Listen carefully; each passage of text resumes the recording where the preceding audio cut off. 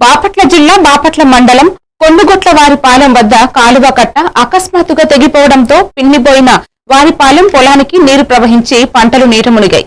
వరి సహా ఇతర పంటలకు భారీ నష్టం వాటిల్లే ప్రమాదం ఉందని రైతులు ఆవేదన వ్యక్తం చేస్తున్నారు.